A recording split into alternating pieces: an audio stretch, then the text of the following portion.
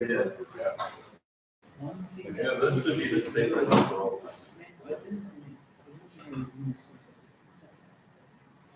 So, yes.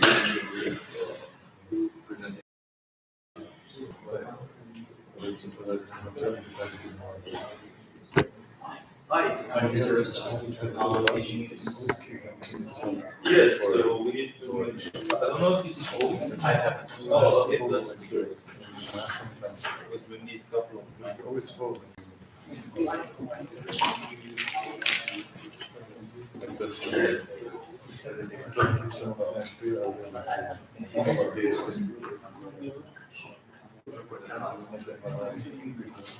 that was basically 3 weeks ago. This 2 weeks. It's good.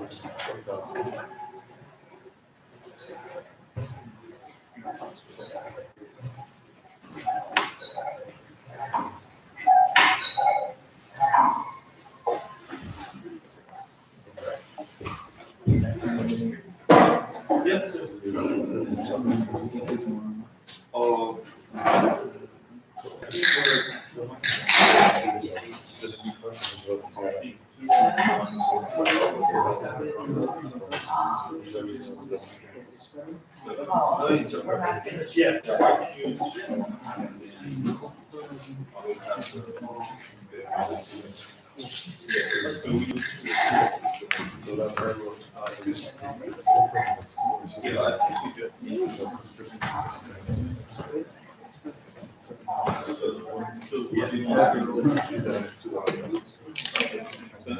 Yeah. Also like year 3 year 4, I noticed it.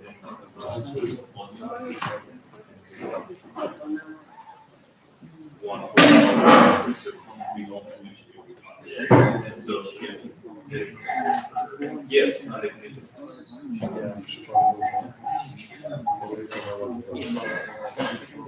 Okay.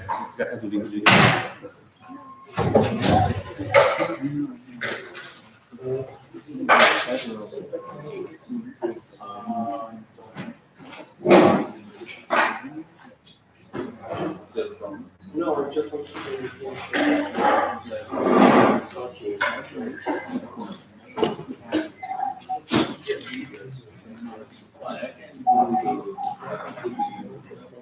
yeah. That's the stage. That's the stage.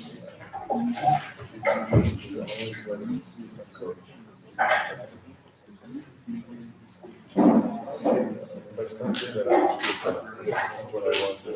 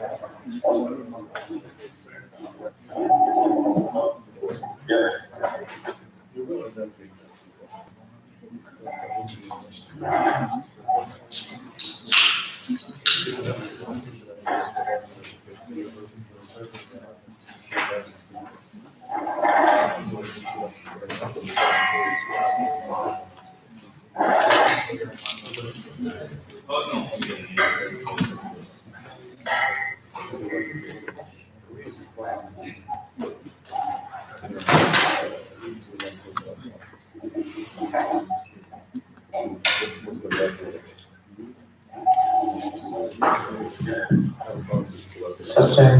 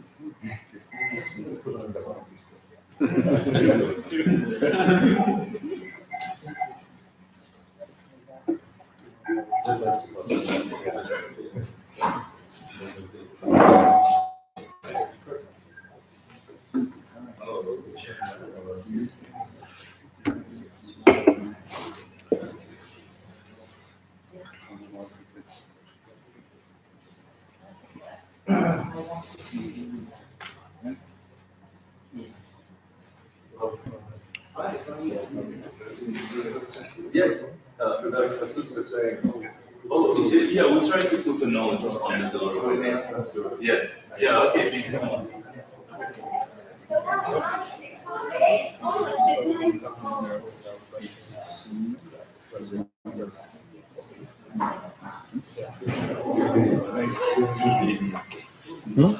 Yeah, I think so. Yes. Yeah, I'll just keep the.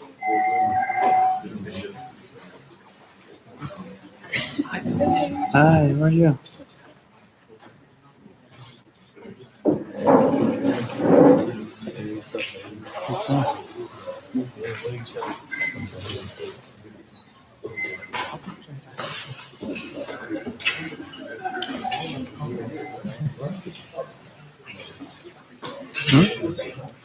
Outside.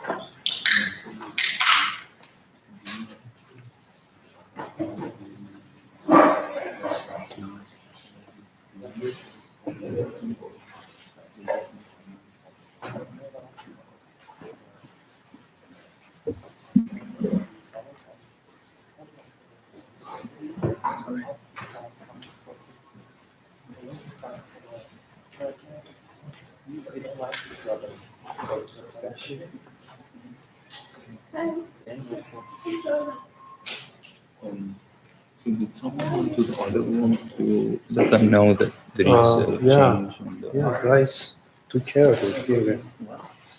To put and attach a paper on the other PC because the previous advertisement Do you have a was. sign? I can go there and just. Yeah, do you have someone to put sign there? Go there, Jeff. Hi. Jeff and You want me to check if there's someone there? I can double check.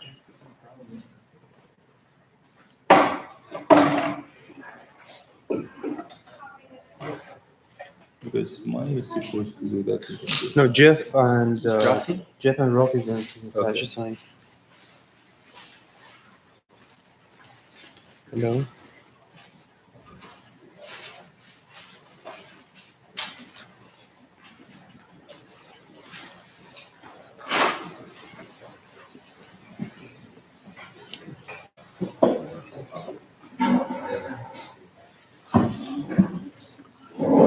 I can go Yeah, I there. think it's fine. I mean, I believe they should be safe. If they're not here, they should be checking. For the other room, because we checked the room just to make sure. Oh.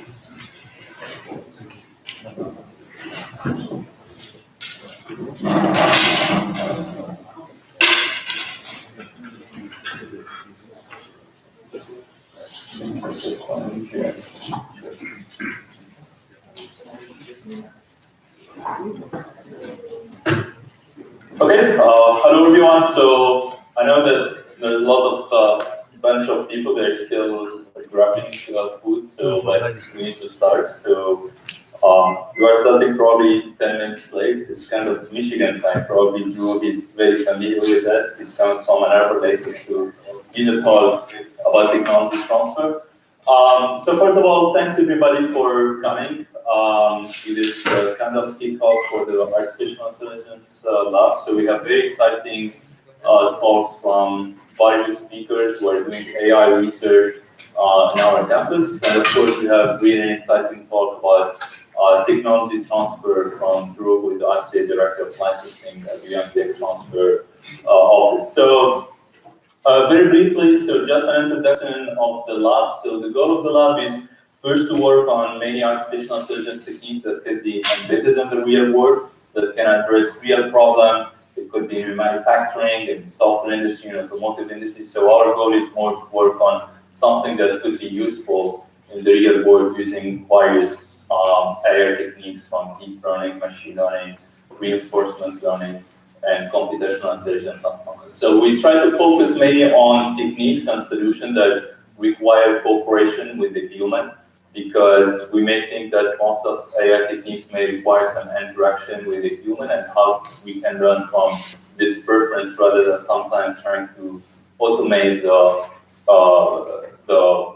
generation of solutions. So how we can learn from interaction with the human, that should be one of the main focus of our research activities. And mainly we'll also focus on explainable AI, nowadays known by XAI. So DARPA has a big initiative on explainable AI, because one of the known limitations of AI was kind of always treated as a black box, and you cannot sometimes provide some explanations how you get this good solution or why this is a bad solution. So there is a trend to combine different learning and computational techniques in order to provide explanation, but not just provide solutions to the problems.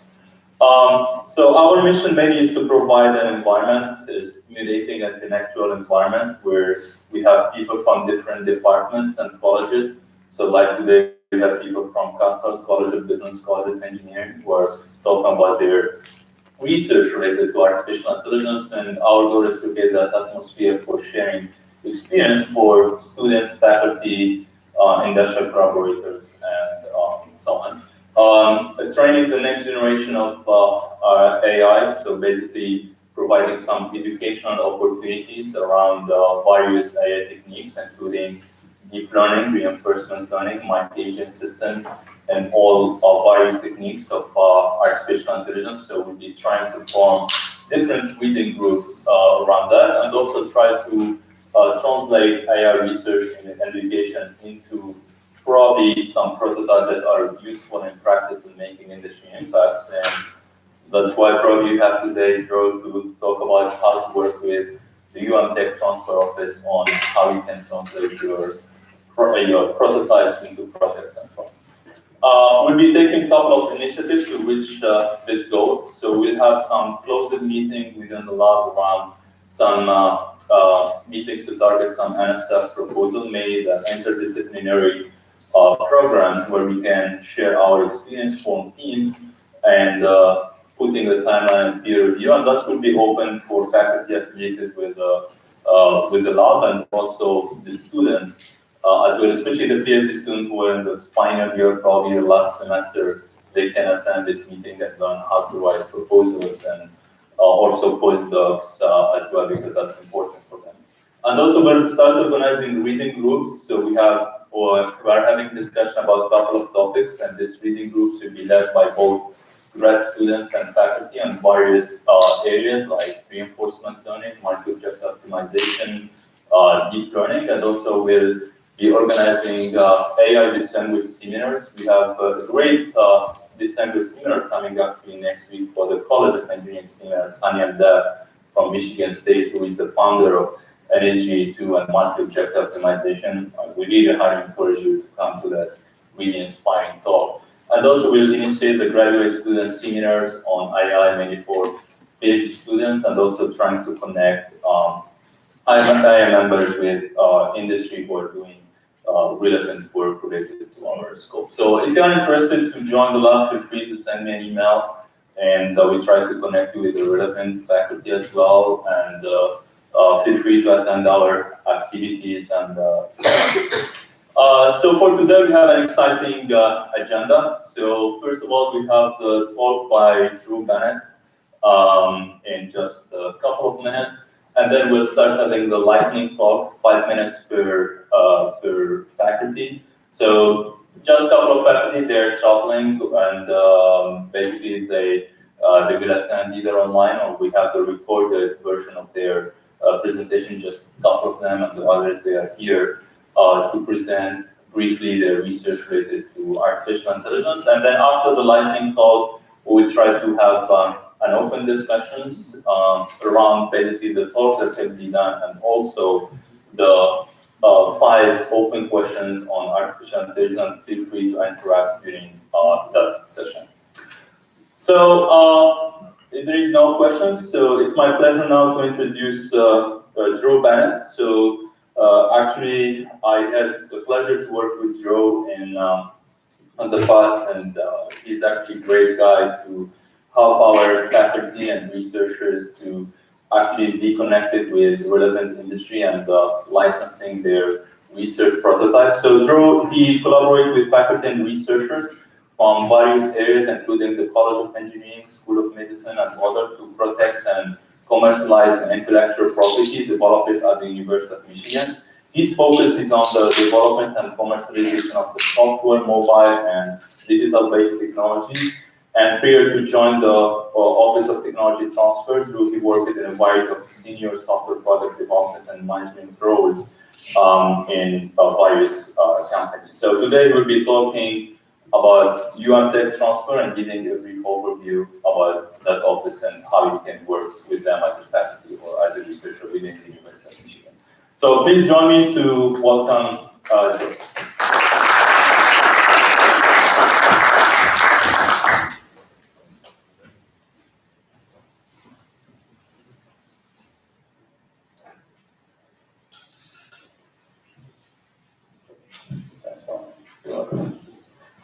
Good afternoon.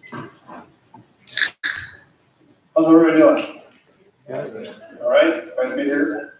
I think we get more people now if you say you're going to do a talk on AI than if you put up a sign that said I have free beer on the college campus. So, that tells you how relevant the topic is. But I'm glad to be here. Just so I have a quick sense of kind of who all is in the room. How many people are students?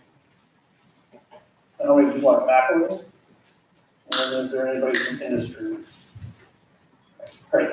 So what I hope to do very, very quickly, and it's going to be hard because Marwan said you have 20 minutes, and when he says you have 20 minutes, you have 19. So kind of talk about what our office does, a little bit about just a flyover of intellectual property because it's a central part of our role, and then some specifics in there a little bit. So you know this indirectly, but you may not know it firsthand. The University of Michigan in aggregate is actually the second largest recipient of research dollars of any university in the US. It's actually closer to $1.55 billion now. So we do a lot of research. We always like to say, at least in Ann Arbor, it's like we're only number 2 because Johns Hopkins has a federal lab connected to them, and if they have that lab removed, we'd actually be number 1. So Michigan is a big, big, big research enterprise, and because of that, we need to pay attention to what is delivered through that process for a variety of reasons. The most important part of that, and what we would tell you, at least in our office, why we come to work every day, is to support faculty and students who are developing those innovations, to help transfer them from the laboratory out into the world to have impact. And that can be through a broad variety of mechanics. I think for people who are not super familiar with our office, they have an immediate belief that that is a commercial outlet. That is not always a commercial outlet. We do a lot of things that are purpose-built and intended to support need-based organizations. We do a number of things that are absolutely commercial, but it's a variety of things. And it starts with the investigator, and really the first question you'll hear come out of our mouth when we start talking about your invention is, what would you like to have happen? So ideally, if you can write the script as to what happens with your invention, where would you like it to go? These are just some general statistics. This year we'll do about 500 invention reports, so that's 500 unique disclosures to our office of things that have been developed in the lab. We do about 200 license agreements a year, so that's transferring IP that's been developed inside the university, whether it's in Ann Arbor, here in Dearborn, or in Flint, to someone in industry, startups and industry. Do a lot of IP protection. This year we'll do somewhere in the same neighborhood, 175, 200 patents will be issued on university IP, and our office manages that in conjunction with our PIs. So where did all this start? Very interesting. Prior to 1980, there was no ability really to get university developed IP out of the university. It was very, very difficult. So for your history lesson today, in 1980, there was a law passed called Bayh-Dole. The Bayh-Dole Act was actually passed as an economic development effort to try and create jobs. If you were here in 1980, and I was around in 1980, U.S. was in a pretty significant recession, and the intention was an attempt to try and get all of the federal funding research dollars that had developed, specifically in this case patents, into industry. And that was what this law allowed. It basically changed the ownership of the work that was developed at a university so that the university actually owns it. Prior to that, and for that statistic on the slide, the U.S. government or the agency that actually funded the work held the patent. So there were a pretty significant backlog. There were 28,000 patents basically between World War II and 1980 were sitting unable to get out of the university. So I'm waiting to find that person, somebody before 1980 who tried to do that. They can tell me how difficult it was. So our mission and purpose, again, is centered around the primary investigator, and it's really to help commercialize and or disseminate the work that is done within the laboratory out into the world. Haven't spent a lot of time with Marwan, and my primary focus area is in software. Sometimes that dissemination is not directly through commercialization, and it isn't directly through a commercial license or a one-on-one relationship. It's helping to promote things through methods such as open source. We'll talk a little bit about that later on and how we help with that. Our office is split, contains a variety of different people who have different functions. I'm in the licensing side, so the licensing side is split by specific focus areas. I'll show you a slide on that in a minute. We also have what are called venture professionals. It's a group of people on the primary other side of our office who are specifically there for the purpose of supporting companies that license University of Michigan-based technology become successful. Whether that is finding human resources, helping with technical issues, and of course everybody's favorite part on a venture or startup activity, money. And a group that's dedicated to that. Prior to coming to the University of Michigan, I pretty much spent most of my career in software startups, 5. And I always tell people if I had a fraction of the resources that are available to startups based off of U of MIT, I would have been doing backflips. It's really a tremendous resource. So if that's something you're interested in, I'd love to talk to you about that. And the balance of the activity inside our office is really operational in nature. It's trying to manage the processes that we're talking about, legal, marketing, financial professionals, all trying to help manage that fairly big workload. We like to believe that the difference is the team that we have assembled. It's a nice mix of people who have come from both a traditional academic background, so about half of our office are PhDs in various disciplines, the other half of the office came from industry, and they're split by functional area. I work in the software area. We have people dedicated to transportation, physical sciences. You can read the slide. A lot of people on the medical side of things. University of Michigan is a huge producer of things on the medical side, everything from therapeutics to health ID, digital technologies, medical device, etc. So there's a large group of people who work on that. So if you disclose something to our office that was invented in your lab, you're going to be assigned with somebody who has at least a general understanding of your subject area and is going to be able to at least hit the ground running. Never going to be as expert as you are, don't confuse what I'm saying, but certainly are going to be able to speak your language. Does that make sense? Feel free to interrupt if there are questions. I have more slides than I'll ever be able to get through, so if you have questions, help us out. Help me out.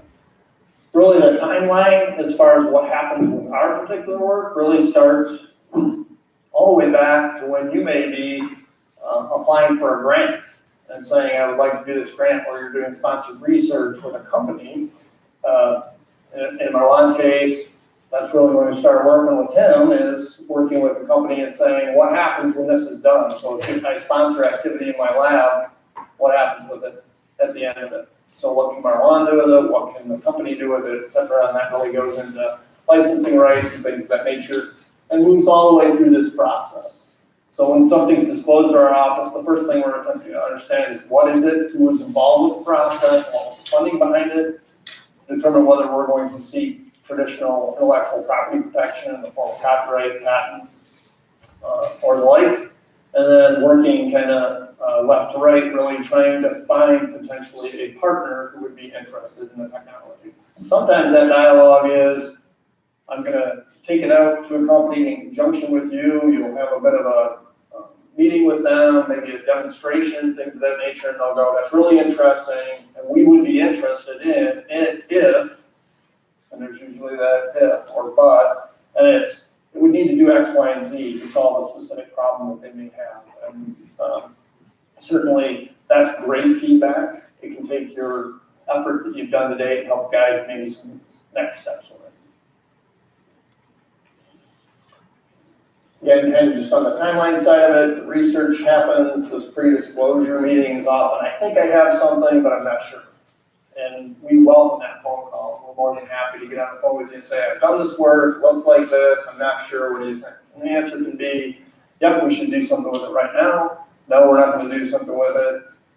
And let's check back in a little bit of time, etc. Really, really important, especially when it comes to intellectual property protection. If you publish it or do what's called a public disclosure, that creates certain challenges for us with respect to traditional IP protection in the form of patents. So once you take it out and do a poster session in a broad environment, say here's how it works, that can be a bit of a challenge on the patent side. So certainly something we want to be aware of.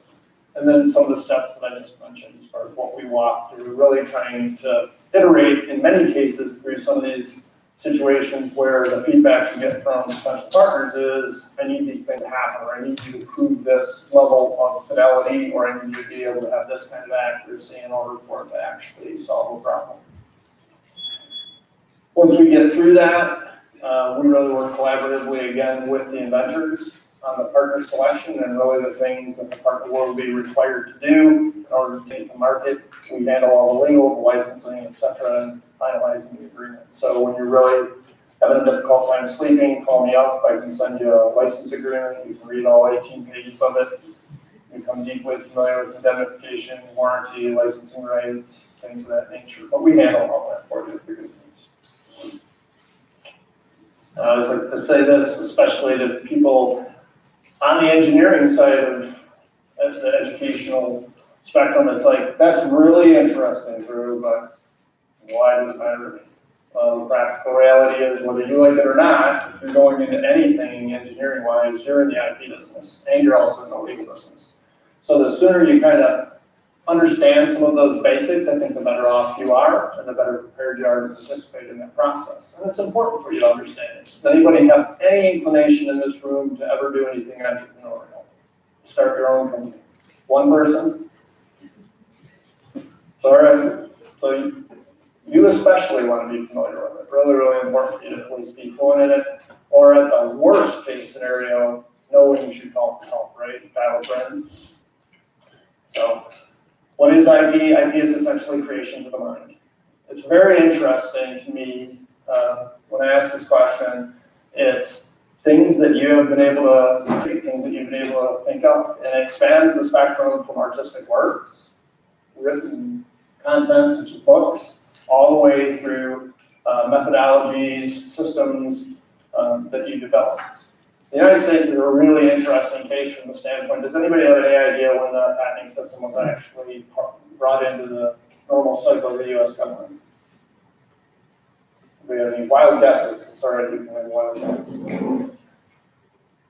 Very interesting. It actually was part of the Constitution from its inception. Basically giving people some level of protection for doing something inventive in the mind. So unlike real property, where I can say, hey, if you have a car out in the parking lot, we can all go out and touch it. We all can know how big it is, and the dimensions and all of that. Intellectual property is a little bit different in the sense, as a creation of mind, you have to be able to describe it. It doesn't always necessarily, especially when you think about software in my particular area, it's not necessarily something you can see, or a large component of it you can't see. So that is what it is intended to do, and it's intended to really incentivize people who are participating in that process by giving them some protection. People use the term monopoly, that's really not accurate. If you want to have that sidebar with me afterward, I'll talk to you about it, but essentially it is giving you protection over your invention. If you're in the university, people always ask me, that's great, but who owns what? How does it work? There's three things, and again, I'd be happy to talk to people about it, but it's essentially if you use university resources and you're funded by a federal agency, the University of Michigan owns that IP, and per all the processes I just mentioned, we're going to work collaboratively with you in order to get that into the marketplace or to an endpoint that makes sense for everybody. Scholarly works is the exception. So I had this question a lot from faculty. Yeah, but what about my presentations and my books, and my posters? Those are yours. And scholarly works is a pretty broad definition. If you, again, would like to really dig into it, you can go dig up the policy guideline. And then the tech transfer policy is, that's all great. You've talked about a bunch of stuff. What's the tech transfer policy? The tech transfer IP policy is essentially built to incent you to participate in a system of disclosing things, A, because it's a federal requirement, especially if you take federal funding, but B, much like some of the things I mentioned earlier, the end state is that if we actually license your work to a company and we have a royalty stream off of that and they do well, you get to share in that revenue. You actually get some of that money, and that's everybody who's involved in the invention. So if the inventive team is a combination of faculty, graduate students, etc., that's a benefit of participation. Some other things, when we talk about patenting, intellectual property protection, form of copyright, things of that nature, the university pays for all of that. So we pay for that up front. We'll look at your technology, assess it, work with you to determine whether there's good potential to protect it and what the market is, and then we will go and file that patent on your behalf. We do all the legal management, all the operational management, accounting, policy, all those things are managed by our office on your behalf. And if you really want to be involved in the kind of mix and wild grouping of things that our office is managing for you, I just have people say, well, I have these agreements. What are the agreements? Well, that's the kind of level of agreements behind me of what you're talking about, trying to manage through the process of inception through getting it into the marketplace. And again, not intended to scare anybody, intended to tell you the things that we're helping you with. So everything from you make the invention all the way to the far end of it, we negotiate and execute a license agreement. And in many cases, especially in startups, because startups don't have a lot of money to bring to the table, especially up front, and they have a really hard time giving you money early, we end up taking equity in companies that we license to. So ultimately, when they exit, so when they become the next Facebook or Google or somebody like that, we own a percentage of that company, and that comes back and looks like a royalty, something that everybody benefits from.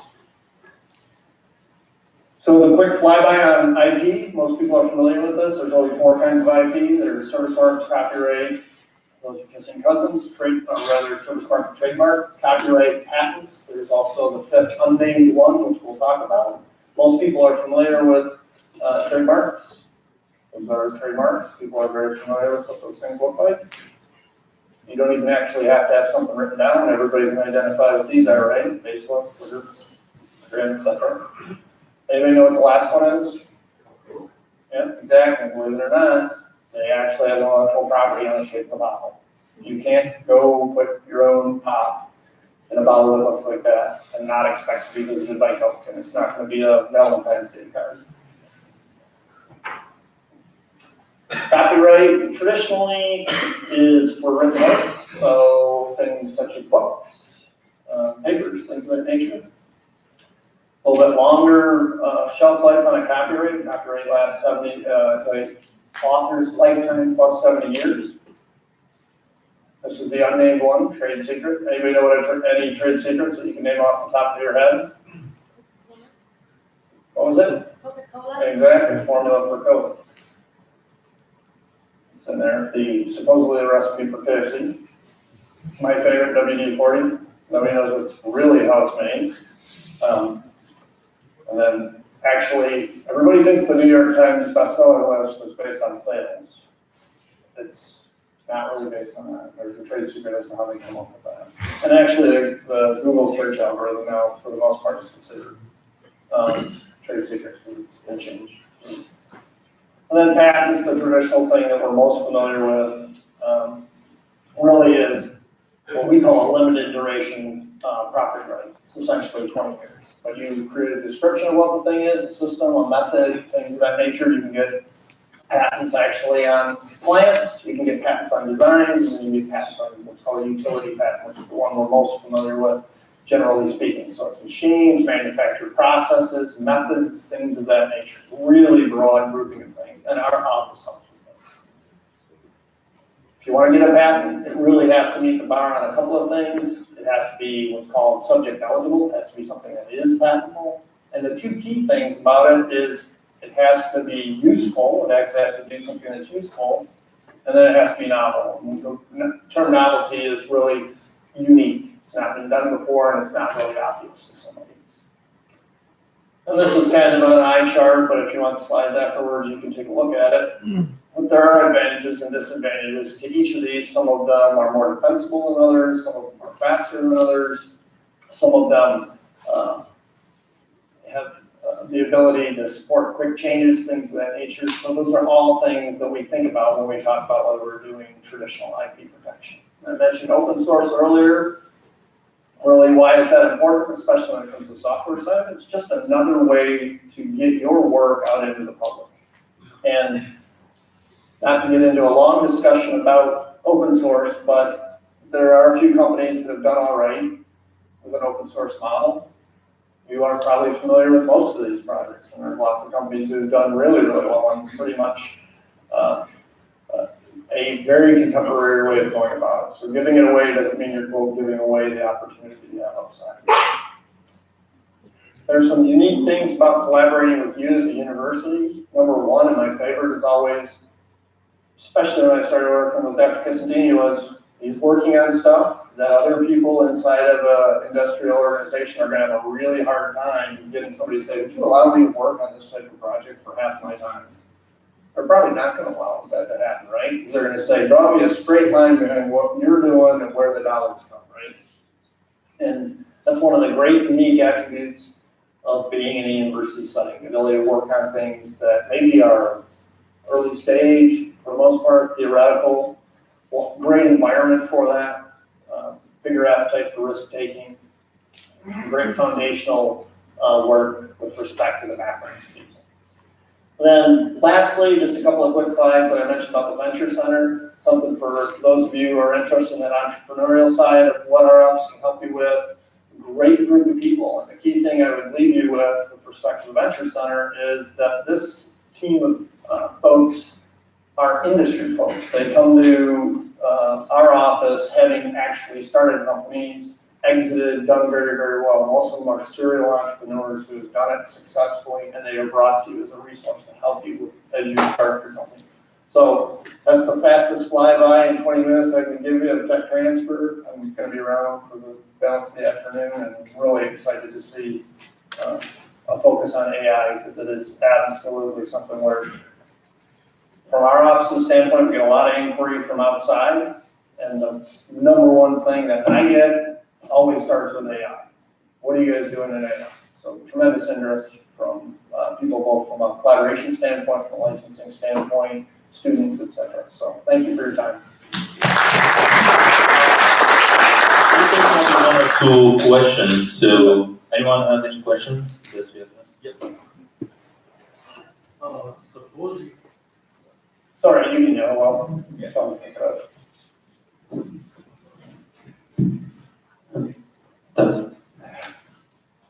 So suppose you have multiple videos, right? Or let's say a soccer match. And then you take a small portion of that video and collect them with other videos. Do you claim property to that? Or does that become still the property of these individual original IP owners? So it's an interesting question, and I think the question was kind of, can I compile together a bunch of stuff that maybe you don't own? I think maybe that was the question. It's really going to come back to the copyright owner of that original work. There are some exceptions for the use of copyrighted material, kind kind of in a unique setting in the sense that you can do commentary on it, you can do critique of it, a concept called fair use. If you package together what you just talked about and try to sell it, you would likely have a bit of a challenge. Because the people who own that original piece would tell you maybe not so good. For argument's sake, you couldn't take clips of the NFL, compile it together, and try and sell it without the NFL coming to his use. And I suspect if you did that of the EPL or Bundesliga or any other place, they might come see you. So great. So we have another question. Sure, so you mentioned that disclosure could hurt, filing for a patent. It's DNA to publish, right? So the question is does that hurt acquiring the patent, or does it hurt defending it potentially? It's a little bit of both. The big thing is the US changed their patenting system, now getting to be a little bit longer than I care to think, but it's, the world operates off this concept of called first to file. And if you file, that's kind of your place in the sand. You're gonna say it was February 22nd, 2019. The first question they're gonna kind of ask is, have you publicly disclosed this previously? If you disclosed it a week before, you have 1 year in the United States to file for rights in the US. If you disclosed before you filed in the rest of the world, you essentially lose rights in the rest of the world. You cannot actually file. So we always like to file, then publish. File, then do a poster The session. question is, can anybody else file based on exactly the same idea? Yeah, I mean, it is absolutely a first to file system. So if you were talking with your buddies and gave them way too much detail of your particularly interesting thing, and they ran to the patent office Monday and you went there Friday, that's how it's Many working. times, a lot of the scientific advances, we won't know it until a few years later, with availability, and that, by then, I guess. It is the challenge. It is absolutely a challenge. We never underestimate exactly what you're talking about, which is when do you know you have something. So our advice is always come to us early, let's talk about it. And a lot of times, you don't actually have to be able to completely execute on everything that you believe you're going to be able to do. You have to be able to claim it and describe it in a meaningful way, and then you need to eventually be able to get to it, right? You got to be able to do it to have value in the marketplace. But earlier is better than later. Yeah, probably one very last question, because we always sometimes, get confused about it as a faculty researcher when we sometimes submit to some NSF programs, and NSF, like most of federal agency, require that your software, your infrastructure need to be open source, or at least open to public. So, but sometimes we do some industry collaboration, and we think that we can adapt these techniques and making them public, and this is required by NSF. So when should we get in touch with your office if you are planning to submit an NSF grant based on work that has been done in the past? That probably if the proposal gets funded, it's required by NSF to be open source licensing. Yeah, I think it's kind of when you're preparing to do that submission, because then we're going to essentially do, I'll call it a inventory. It says, what are we bringing in? What's the history behind that? And then if NSF has a open source requirement, understanding specifically what that means. Is it the minute you publish? Is it the minute the project ends? Is it within some reasonable period of time? All those things affect that discussion. And I was at a industry conference for tech transfer people last week. Without a doubt, what you're talking about is kind of where the Open Science Initiative is headed. It's publications which have always been open, absolutely, that's never going to change, nor do I think it should. The data that you're going to produce also being pressured very heavily to be open. And on the software side, they're very much of the mind's eye that they want it all open source. They have not consistently yet come to a conclusion about, does that mean I have to use an Apache license or GPL license or something, but they do want it open. And the other component to that is it open when? So. Okay, great. So please join me to.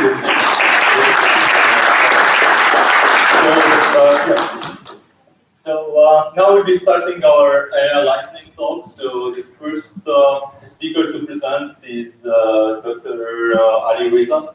So please feel free to start. Thank you. Thank you very much, everyone, for this great opportunity.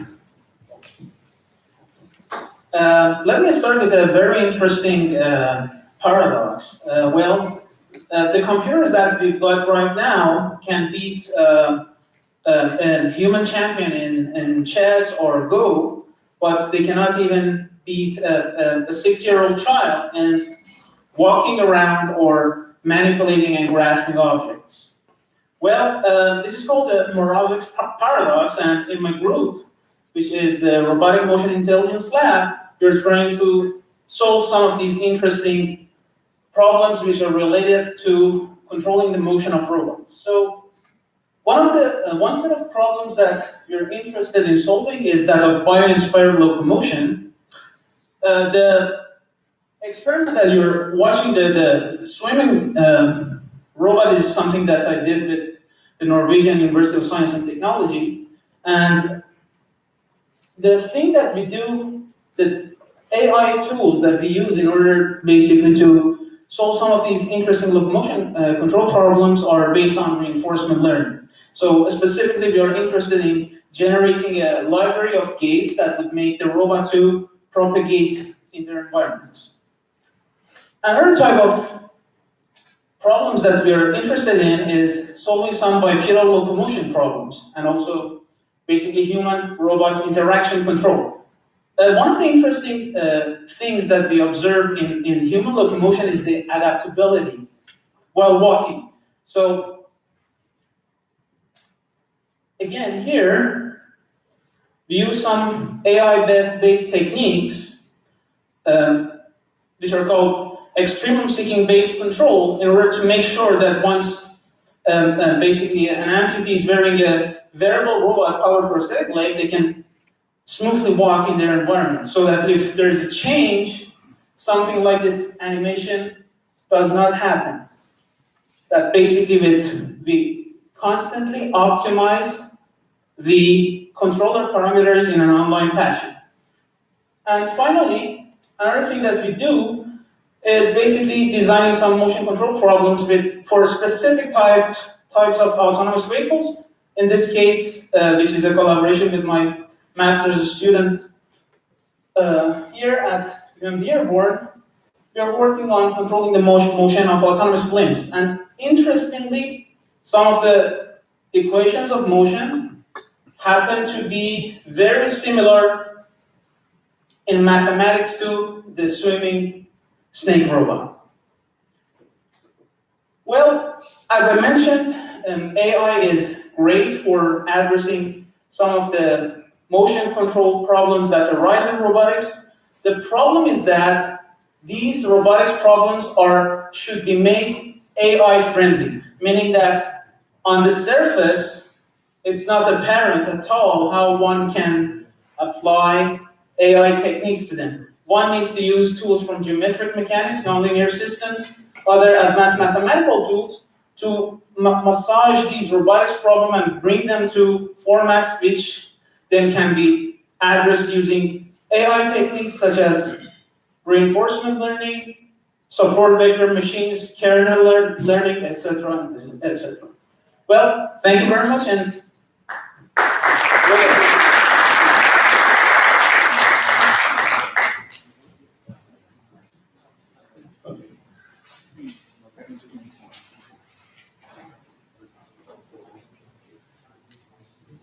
Hi, this is Burhanu. I am a faculty at the CIS department. My area of research is at the intersection of security and AI.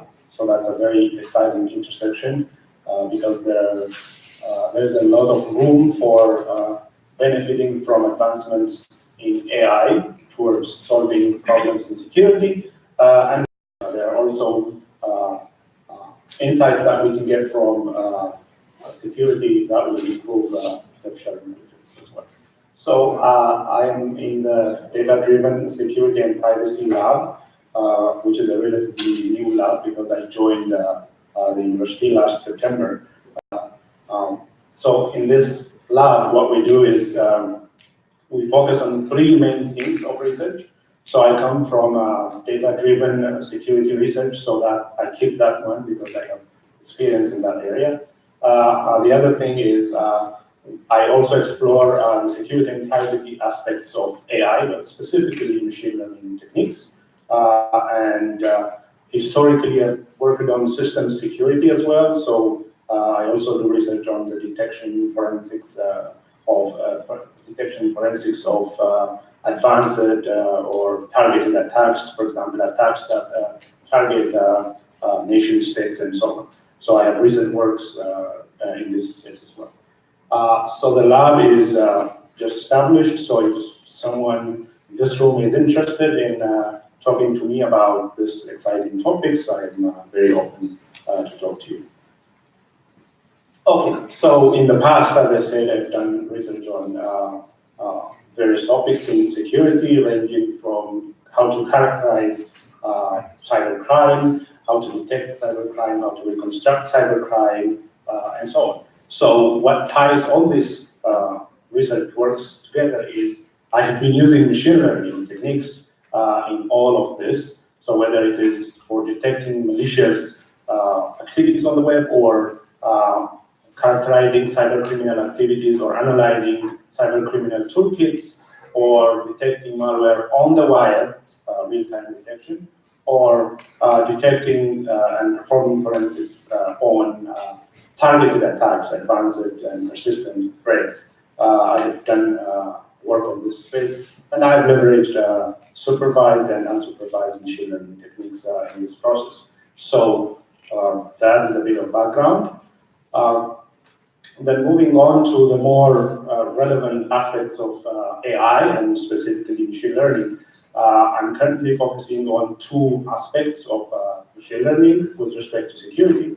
So the first one is called adversarial machine learning. So people have mentioned that we've made a lot of advances in making artificial intelligence systems more intelligent, but compared to what a human, even a child, can do, these AI systems are still a long way to go.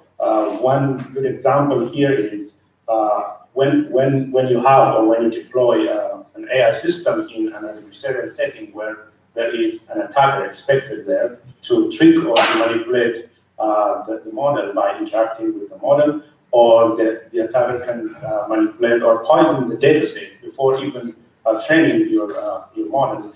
These are real threats that for which people have demonstrated, failures of AI systems, especially in computer vision, where you apply, for example, image recognition for self-driving cars and so on. You can easily beat, the most sophisticated deep learning techniques. So there's a long way to go. There is a room for improving, the robustness of these techniques.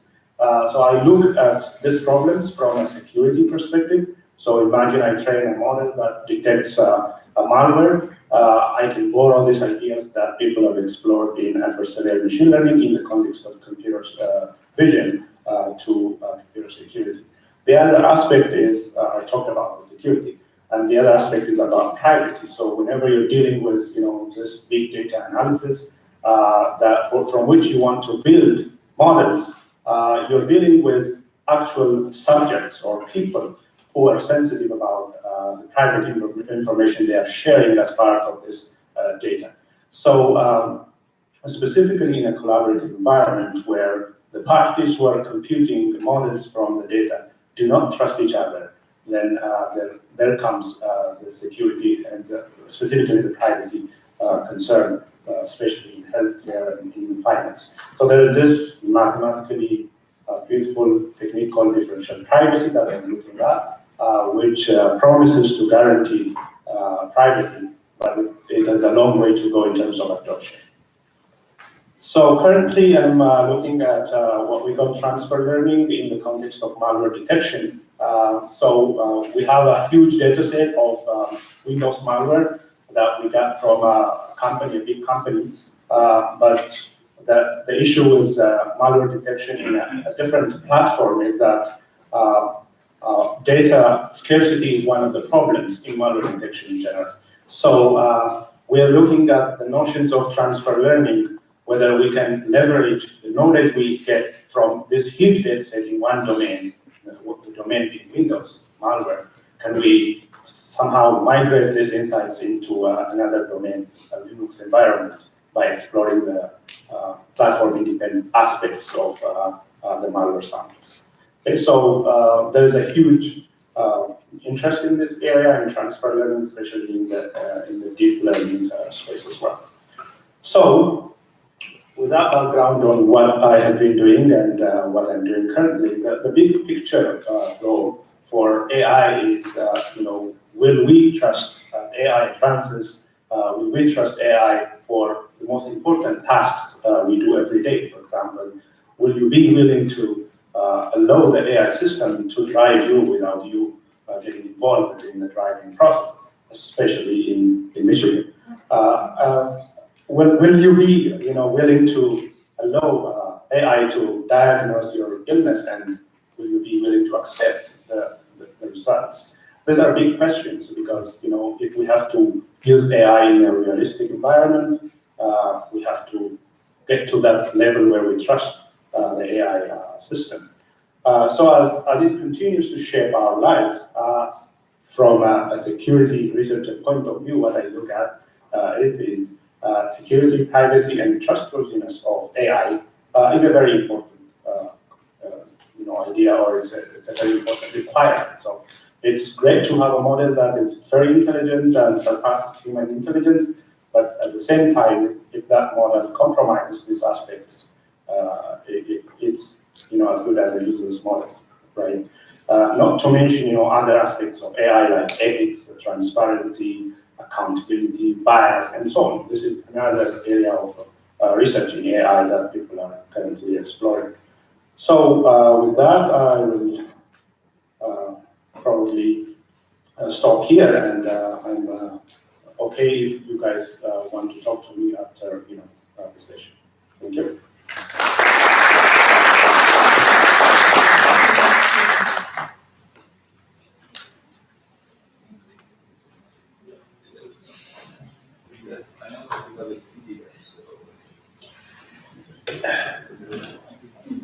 I'm the only one, yes. In the College of Business, we use LaTeX to book our slides, not PowerPoint.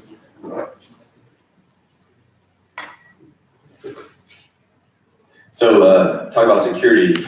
Last weekend I was in Miami. Someone broke into my rental car and stole my laptop bag and all of my fancy icons. So I have none of those this week. Very plain. My name is David Kaufman. I'm an assistant professor in the College of Business, where I teach courses related to the Master's of Business Analytics program. My PhD is from the University of Michigan in Industrial Operations Engineering. So my PhD is actually in engineering. My field is operations research, which is all about making decisions, typically involving optimization, and where I teach our classes in statistics and in machine learning. So most of my work traditionally is focused on sequential decision making, often modeled as markov decision processes, which lays the foundation for things like reinforcement learning. A lot of what I'm doing now is related to healthcare operations management. So in the next slide, it actually says, I'm working to improve the velocity of treatment, which is not true, it's we, but the we, meaning the College of Business, is not my lab or my PhD students. We is, I'm leveraging a lot of collaborators. So most of my collaborators at the Mayo Clinic in Rochester, Minnesota. So they have questions like, how do I get more new patients, better access?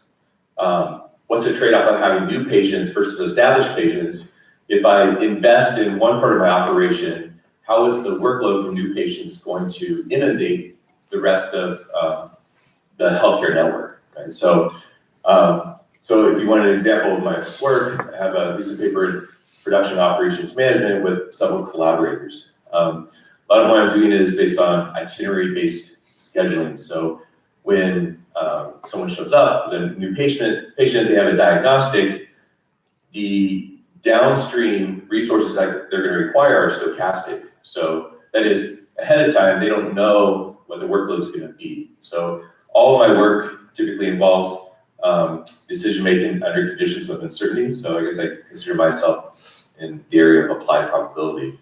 But imagine going to the University of Michigan, so working with them now in a traditional healthcare system that is not necessarily a destination hospital system like the Mayo Clinic. They face similar challenges. So if you go to see a physician and something is found, they say, okay, we're gonna set up an appointment in 2 months, right? But the reality is, from a patient's standpoint, they wanna know not when just my initial visit is going to be, they wanna know what my path appointment is gonna be, what's my itinerary, what's the path to treatment gonna look like? And things change over that path as more things are found. So with going forward, I think healthcare is gonna be quite different. So this work is not necessarily AI focused, but is definitely a creation of the mind. In terms of other things that are going on related to AI, at the Mayo Clinic, we designed something called swing shifts. So Mayo is fortunate from an organizational standpoint that their physicians are salaried and they're not wanting hours, right? So they had a spike in demand in the emergency department at night, and their doctors were being called in frequently, which is really annoying. You're asleep, you get called at 3 a.m. They don't like that. So they said, we don't have enough demand every night for another full shift. So they created this concept of swing shift. If you're willing to work at night, we will send you home early if we can predict out an hour, hour and a half that the workload of the ED is not going to be high, right? So using AI and things like, what is the status of the ambulance? What are the acuity levels of the patients currently in the ED? Do we predict it's going to be low? And so we'll send you home. And they like that. They like being sent home, right? They don't like getting woken up and brought in. So it's been highly successful. In the future, we see dynamic routing, especially with acuity levels, kind of evenly distributing between physician teams and nurses. And also they're doing soft touches, right? We talk about human interaction being important with AI. Hey, the current situation in the ED is this. Typically, you would have seen this patient. May I suggest you go check on, or may I suggest, hey, there's something you should be aware of, right? So not telling the physician what to do, but making suggestions, and is that going to be useful? So that's where the future's headed. I will say that I've also been lucky, being a graduate of the University of Michigan, to be involved with something called the Talbot Institute for Global Operations, where we work with companies, teams of business students, MBAs, and also engineering students to get sent on projects in the summer. So just for example, I've done 3 projects with Amazon. You think Amazon's a really sophisticated company. You say, hey, Alexa, what kind of music do you think I'd be interested in listening to right now? And Alexa says, oh, may I suggest Sia, right? We say, hey, Alexa, how many trucks are going to show up at this fulfillment center this afternoon? And Alexa says, oh, I suggest Googling that, right? I don't know. So these are operational problems where AI is going to become extremely important, not just in the sophisticated companies, more sophisticated companies like Amazon, but I've done some work with General Mills, companies that you don't traditionally think of as being leaders in AI. Right? So I think that I won't say how Amazon helps me in the teaching, but I see a video. Actually, I think I'll stop talking about Amazon. So thank you very much.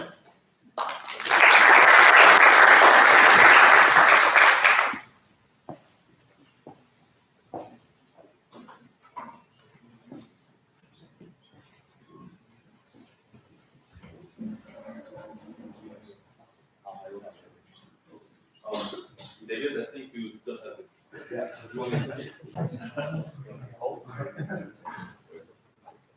All right, so my name is Wen-Kong Su. I'm the EC faculty. It's been like 6 years. My research background centered around power system. If you talk about an application, it can be as large as a power system with 100,000 transmission line, can be as small as like the in-vehicle power management system. So I was talking with my students before like this lightning talk. I say, this is a great opportunity for not only the faculty, but also for students. So in the future, you can participate in reading group, group studying, but I'm pretty sure you will receive a lot of peer pressure, right? So if your performance is below like our average student, you're in trouble. So I'm not really getting nervous now. All right, so why we apply the AI for the power system, especially for today's power system and future power systems? So I select this publication for a reason. You can see the date of the publication is 1987. So in the power area, we have been talking AI for a while. But the reason I didn't go very far because 30 years ago, we have like very large network computer. But if you talk about the computing power, I'm pretty sure it's less impressive than any smartphone can buy today. So There's a few reasons, why we need an AI for today's power system. But first of all, since we have like smart meter, PMU, we have a lot of data every microsecond. Well, how can we move the system from being data intensive to information directed? So this is one example, like in the 2011, so we have the Southwest blackout. The people sitting in the control center room, they have a lot of data, but they're not able to identify the root cause of the fault. So the million people lose power. Another reason is like since we have growing penetration of renewable energy, a lot of uncertainty, the renewable energy is not easy to predict. Then how can we maintain system balance with limited information? So if you go to the PES meeting, the Power Energy Society meeting, today's everybody talking about machine learning, seriously.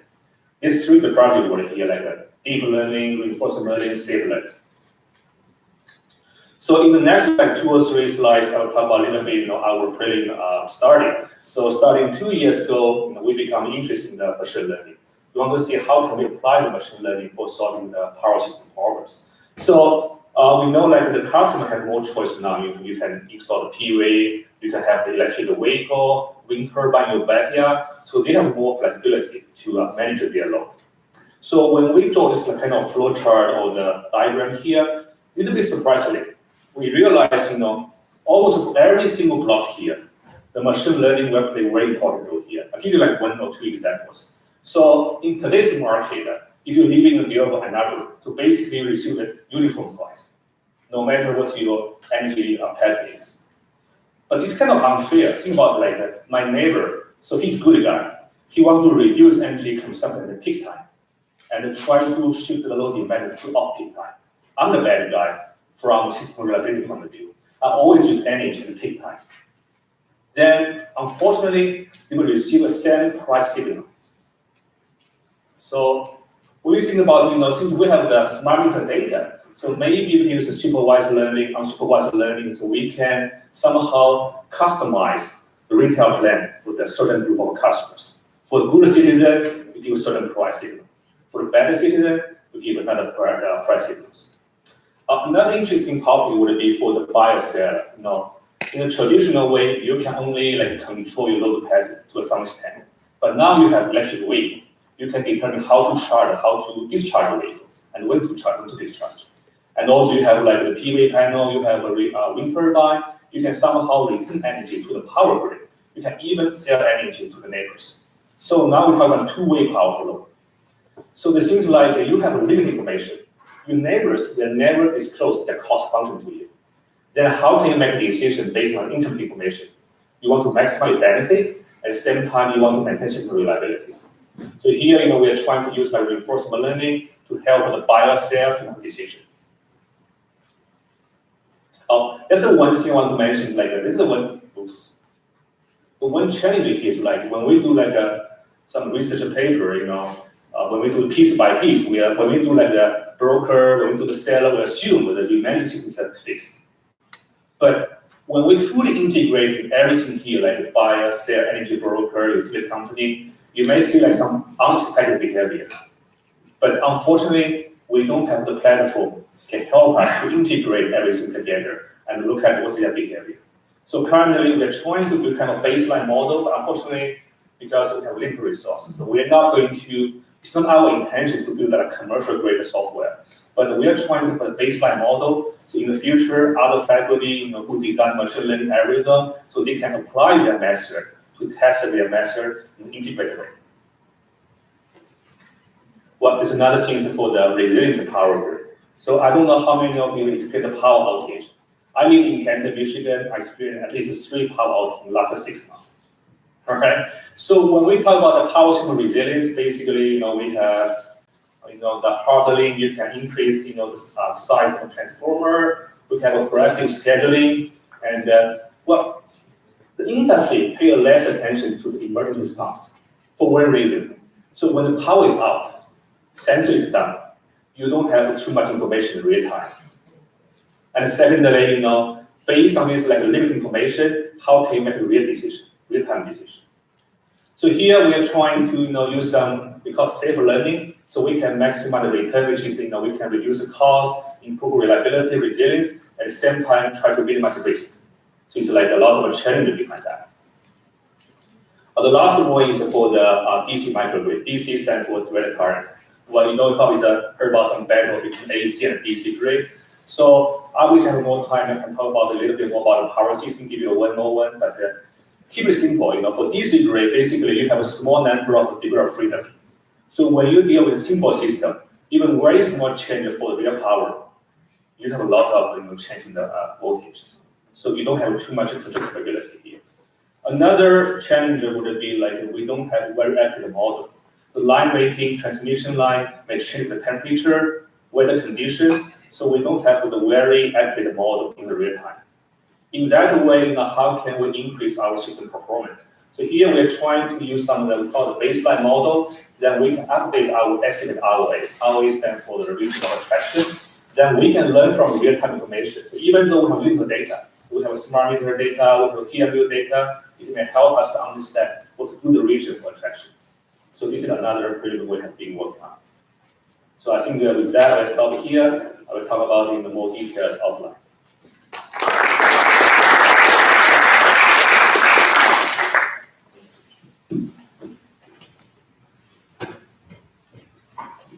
Okay, so yeah, I'm Maranka Santini. I'm an associate professor here at TUM Dearborn. So probably a little bit of my background. I did my undergrad in Tunisia, and then my master in France, and it was more on artificial intelligence. And then I just decided to move on, work on another field, software engineering, to my PhD, and then I tried to work on kind of intersection between software engineering and artificial intelligence. And we tried to explain briefly during my talk on why probably software engineering could be one of the best paradigms to actually apply artificial intelligence and not blindly try to use learning techniques to solve problems or to write papers out of this.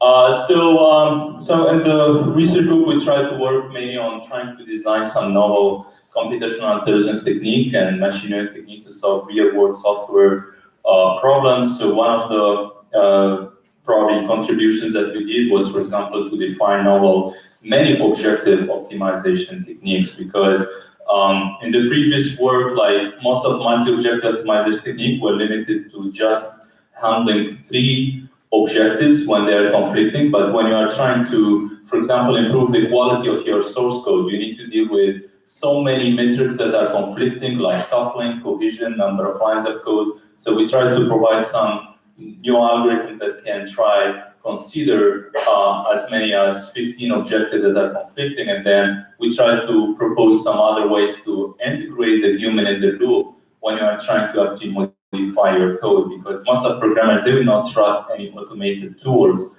when you are just trying to modify their code. They need to actually take control of what you are modifying. So in the lab, we try to work on all these problems in collaboration with various industrial partners. So basically, we try to work both on the design of novel AI algorithm, but at the same time, try to apply them to real-world problems. So most of the problems that we try to focus on them are kind of problems that are inspired by real situation. We try to listen a lot to what the industrial partners are saying or facing as problems, and then try to find the best solution, whether it could be based on machine learning, XAI, computational intelligence, or multi-agent system, and so on. Then we worked on so many problems in software engineering, like software security, refactoring bugs, localizations, and so on. So one of the papers that we wrote a couple of years ago was to explain why software engineering could be actually one of the best paradigms to apply AI techniques. And one of the conclusions that we come up with that when you deal with software problem, your engineering material is actually the source code. You are not doing simulation like in other fields, like they try to build a model and then they apply this AI technique and learning technique on the model rather than the real engineering material. So what made the software world unique, that you can actually apply the solution directly to your source code, your engineering material, and get more accurate estimation of what could be the impact of that solution when you want to evaluate it. And also when we deal with software problems, we need to deal always with trade-offs. So either trade-off in terms of management, sometimes I don't have enough people to work on all these tasks together. We need to find the right balance. Sometimes we need to deal with different scalability issues, because nowadays when you talk about the source code, we're talking in general about millions of lines of code. So sometimes, in the past, people, when they try to test system, they use model checking, but right now, it's hard to use model checking. Probably in automotive industry, they're still using model checking because programs in car control, they tend to be small. But out of this, it's really hard to deal with the scalable size of software systems. So you need to use these AI-related techniques. And also, learning the preference of the user is very important. I remember at the beginning, we tried to just apply some heuristics algorithms to try to automate the whole process, either testing, improving quality, or requirements engineering. But we found that the developer in practice, they will never trust your tool or apply your solution. So first, we need to provide them explanation why this is a good solution to modify their code. And second, we need to have them in the loop, and that's require a lot of interaction. So one of the problems that we are addressing is how we can learn from the interaction with the user when they are trying to modify their code and make the recommendation personalized. So here are some examples of our prototype to evaluate the quality of software systems, and also in an interactive way trying to choose the right quality objective that you can optimize, and how you can automatically modify your code in order to reach to optimize the specific quality objective that are conflicting most of the time. We have also another web app that we developed out of this prototype that is friendly to use as well, and it's based on a combination of clustering algorithms with multi-objective optimization and different other learning algorithms like topic, probabilistic topic modeling, and so on. So feel free to contact us if you want to try out some of our tools.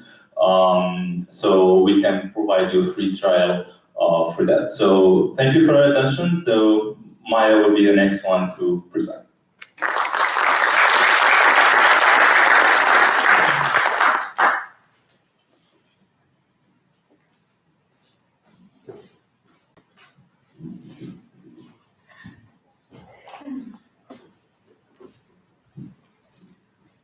Hello everyone. I'm really glad to be here and share some of my research with you. My background is all in computer science, actually kind of on pure side, more specifically on AI and more specifically on deep learning and machine learning.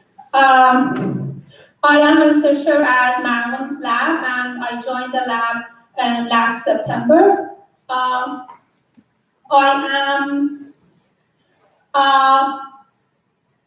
Most of my work has been on image processing, signal processing, medical data processing, natural language processing in the past, mostly on the medical data. But since I joined Marwan's lab, I've been using all these techniques for software engineering, which is really complicated, and because it's a result of the human beings' thought in the form of software, it has enough complication to apply all these sophisticated methods, especially when it comes to processing the natural language part, which is very challenging. These are some of the images from my previous projects, which I will be introducing the next slides. I have done a project on processing the chest X-ray to classify how severe is the pulmonary edema, just looking at the image without any prior knowledge.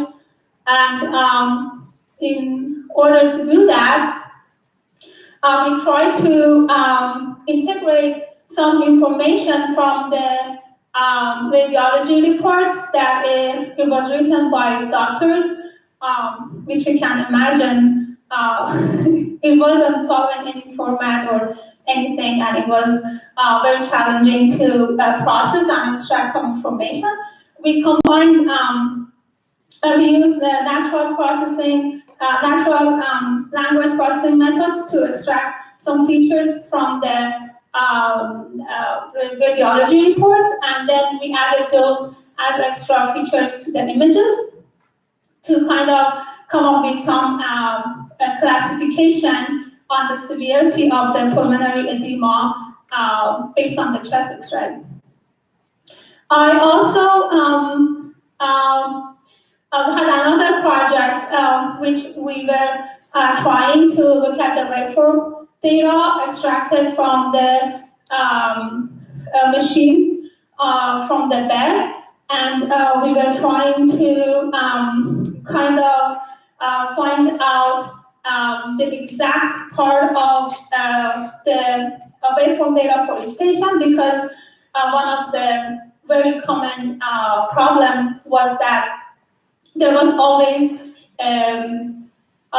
gap between the pieces of continuous waveform data, which in that case, the second part might not be exactly for the patient that we have in the data. So we had to find out, based on the statistical analysis, if the waveform data that is coming after the first part, after the gap, is exactly for the first patient or not.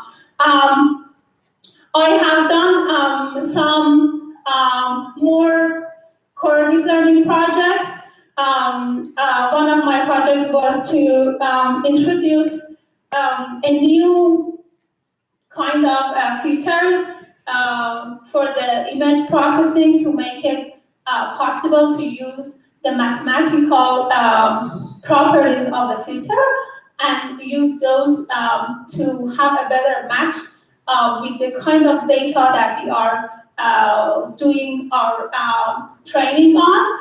And using that, we could keep those properties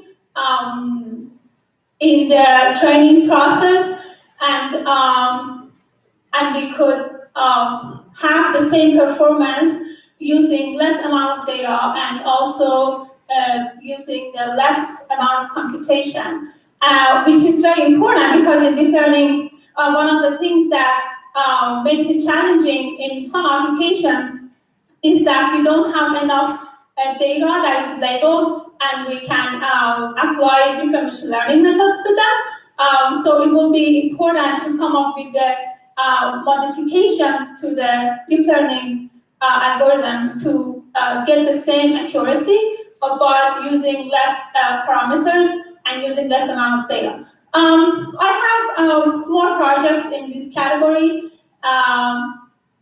that you can see here. I am not going through all of them. It's just to introduce them. I have some other projects on signal processing, on medical data processing, and also I have some current projects working in Marwan's lab on software engineering data, which is some of them is using the NLP to investigate the different aspects of the software quality. For example, one of the things that we are working right now on is the investigating the relationship between security aspect of the software and the quality aspect of the software. And to do that, we need to do some NLP to extract some information from the code messages and the source code. And also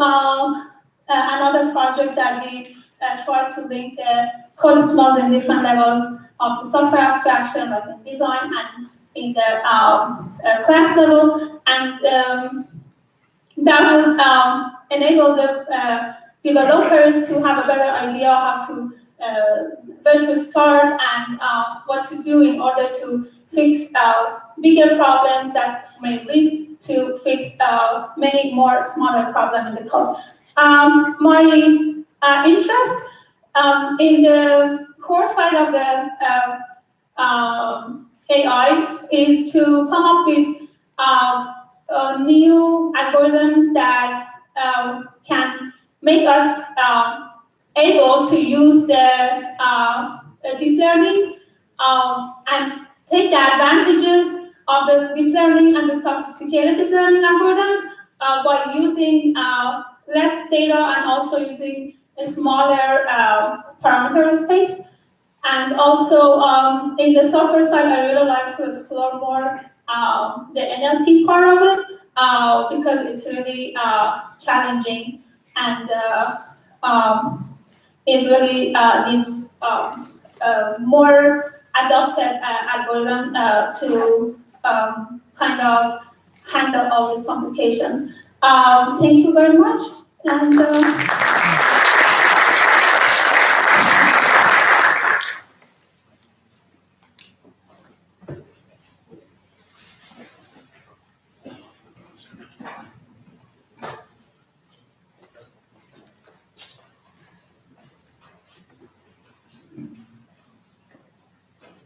Hi, I'm Mahesh Agarwal. I'm from the Department of Mathematics and Statistics.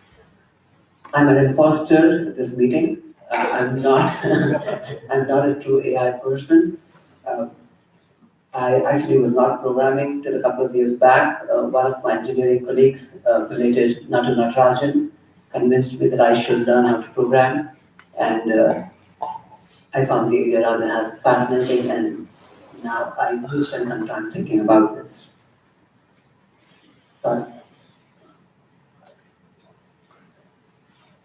So my interests are in natural language processing, and I'm primarily a number theorist by training.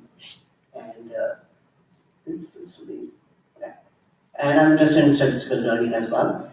So I'll talk about 3 projects of mine. I don't run any lab. I don't have any students on this. So it's whatever I do with my collaborators. I need to get rid of this.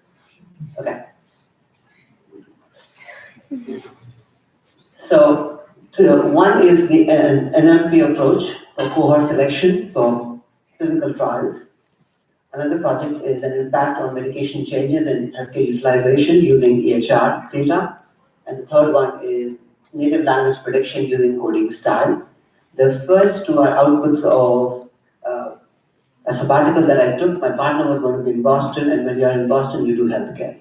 So it's based on that idea that I got into this project. I spent my sabbatical at the Howard Medical School. So this first problem is was a challenge given as part of the National NLP Clinical Challenge in 2018. Is there a way that's going on auto mode?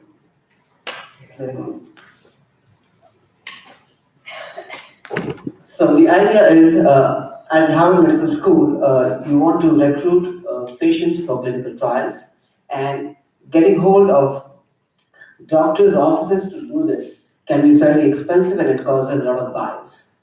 So is there a way by which you can seek out potential patients who could become a part of clinical trial?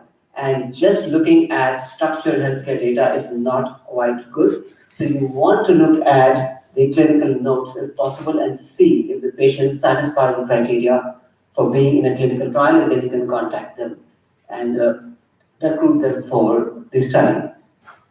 So for this particular challenge, for example, we were given notes, clinical notes, and the idea was, a criteria was given to us, and the idea was to see if patients can meet the criteria.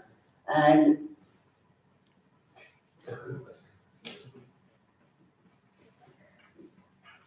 is there something that I need to do? Clearly technology. No, I think in your slides, there is an animation there, so it's hard to Oh, that's awesome. So am I done with my talk? Okay.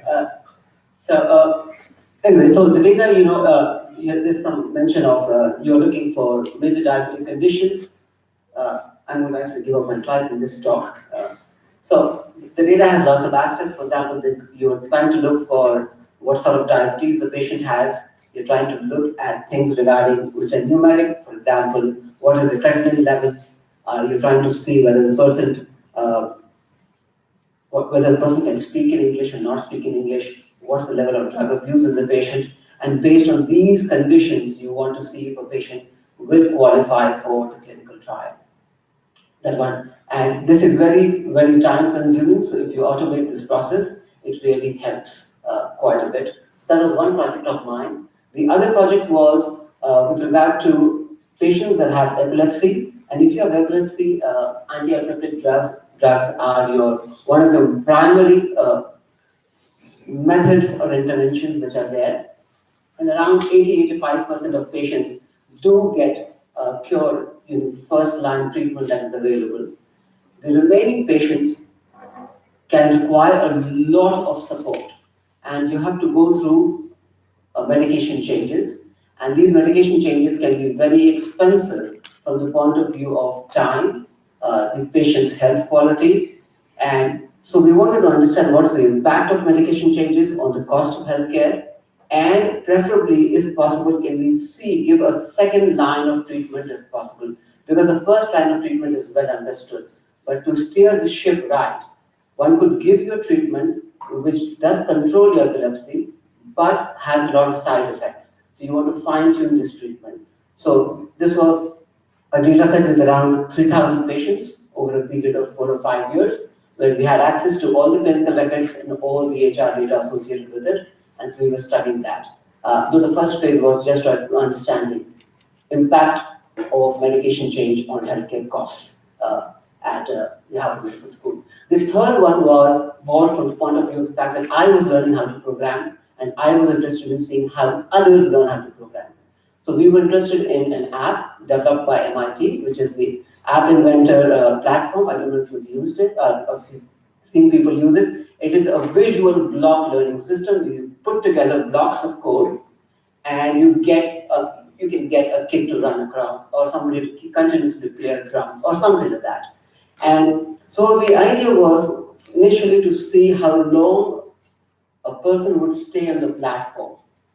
But slowly, the NLP part was getting more interesting, but there was no language. So we were trying to see if by just looking at the code that I was going to say patient, but I mean the student, the code that the student uses can be inferred what the native language of the student is.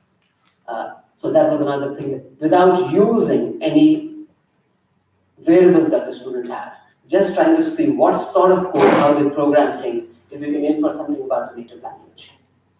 So. Yeah. So yeah.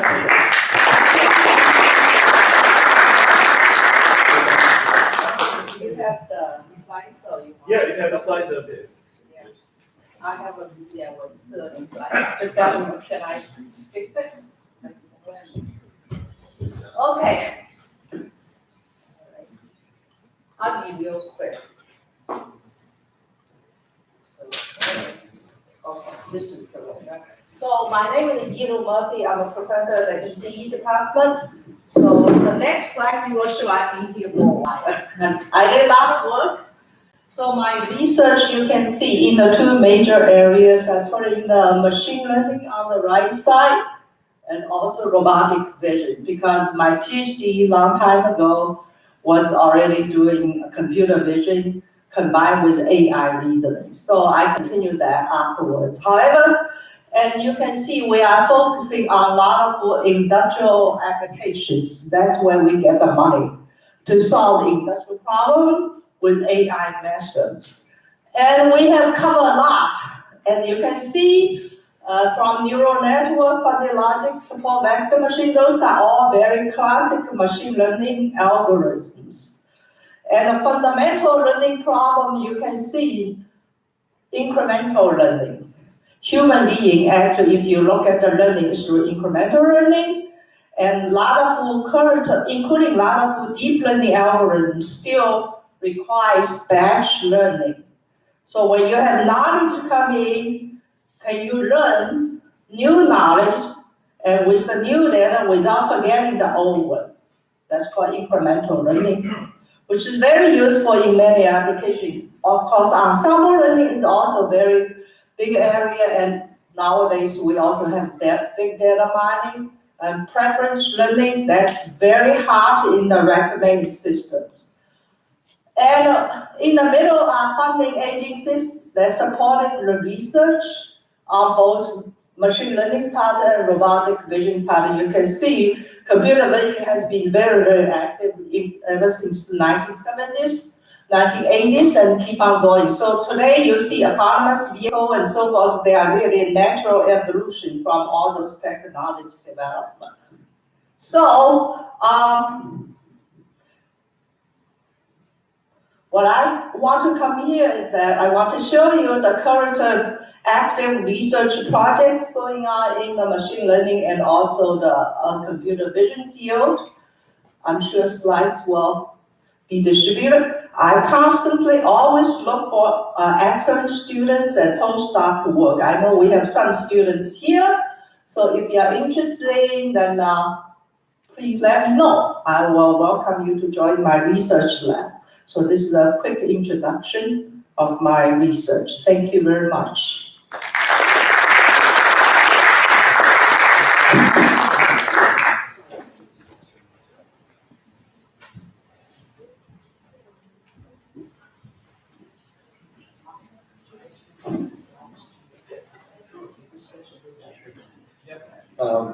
Awesome, thank you very much. So my name is Samir Al-Ashti. I'm an assistant professor for the past 5 years at the electrical engineering department. And my background is mainly embedded systems, working on kind of structure for motion for small spacecraft. And since joining Dearborn, I focused more on robotics. So generally looking at kind of machine vision algorithms and model-based. My background is kind of more model-based. So we track the points and try to track them over time. And as the camera moves, right, it's called structure for motion. As the camera moves, we can map out the environment, figure out how we're moving in that environment, and then also just restructure that environment. But then moving forward, machine learning can play really interesting parts, can play a big role moving forward. So we look at applications in mobile robots, in automotive as well, and then also kind of some other work in embedded systems closer to my background. So I have a few projects to show, and I'm looking for collaboration opportunities and just kind of hitting the highlights. I won't spend too much time on any of these. So here's a system that combines kind of AI and model-based. So we have a model-based visual odometry algorithm. So those are the green points. So we look for distinct features in the view and track them over time to figure out how we're moving. So one of my PhD students works on this. And so on top of that, we use this is a deep learning convolutional neural net, right? So this is an object detector can detect objects in view. Those typically don't have memory, right? So every frame is treated as brand new to detect objects again. So we're looking at connecting it over time. So given how we know how we're moving in that environment, so these boxes here, we can detect those in frames, and we have to start associating them towards getting three-dimensional arrows. So that's the next video here. If I can click play. It's towards estimating the object's trajectories, right? So this is kind of what the computer is seeing, right? So this is how we're moving, these are the objects, and these are how we're moving. So the green points are the ones that are being tracked, the white ones were detected but weren't successfully tracked. And then the boxes here show you the objects that were detected. So it's kind of combining and mixing model-based with AI, basically. So one application would be kind of mobile robots. So this is a Intelligent Systems Club robots that you've seen in the high bay. So Aaron, one of the club students, one of my lab students, wrote the software to do these various steps. So we have to localize the snowplow and then look for obstacles, right? So there might be something in the driveway. The intent is to plow kind of a driveway and kind of a sidewalk. And if there's something in the way, you have to navigate around it. So once you do that, we can start coming up with a path around the object to navigate the robot. So And kind of from my embedded background, my interest is really in actually it has to run on the vehicle in real time, right? So how do we use robot operating system, other tools, software tools to actually make it happen? So this is deep learning neural networks. So if you're going to keep working in machine vision, you kind of have to get into AI. So that's kind of a trend that's been happening in the last couple of years. So we got into it recently. I have a PhD student, excellent PhD student, who does this in the auto industry. Now he's a PhD student here too. And the plan here is to kind of, what would the term be? So doing things simultaneously. Instead of training separate neural networks for different tasks, can they share parts of those networks? So here's a neural network that share an encoder stage. And then here's a decoder that does segmentation. So what is drivable, what is an obstacle, and so on, what is the sky. And then we tap into the coefficients here, the values here, and train another network for bounding box detection, for example. The idea is that it could potentially scale to a lot of tasks that would work with the same industry. For example, here are two tasks done separately, and they would need together around 10 million parameters. But if you combine, if they share the encoder stage, you're about half that, right? So that saves memory, right? So it's fewer coefficients you have to keep track of, fewer multiplications that you have to do, so you have a performance gain. Finally, that's my last slide. So we through an NSF major research instrumentation grant, we are getting a humanoid, so it's been in the works for the last year and a half or so. We should have it in April, so in the summer in April you'll see it in the high bay. Well, it'll be the Rice lab, but I'm sure we'll bring it out for demonstrations. And what we have is a mobile base that's kind of omnidirectional, 2 arms and 2 hands, and they're kind of humanoid hands. And the PI on this project was Yu Zhang, who's kind of moved on to industry now. So he was all about object manipulation. Right? So grippers, you're kind of limited. With hands, you can do a lot more. So we have those hands. And we're the company locally, that's what's taking so long. We're developing the torso on the head. So we're adding torso that articulates. It can be really tall, it can be small, if it's kind of like sitting position. Also the head articulates with a pan tilt. And we have some ongoing research to kind of get some basic grasping going. So can we detect objects on a work surface to go grasp it and manipulate it? Because it's an MRI, the intent is to build on this and kind of propose other projects, do more work. So I welcome from the other faculty ideas how we could add this to a future proposal, right? Plus, I think it helps with other proposals, right? So when you do have a very unique piece of hardware, it makes your proposal more unique too. So we're looking forward to building on this, and then I welcome discussions moving forward. Was that 5 minutes or faster? Thanks.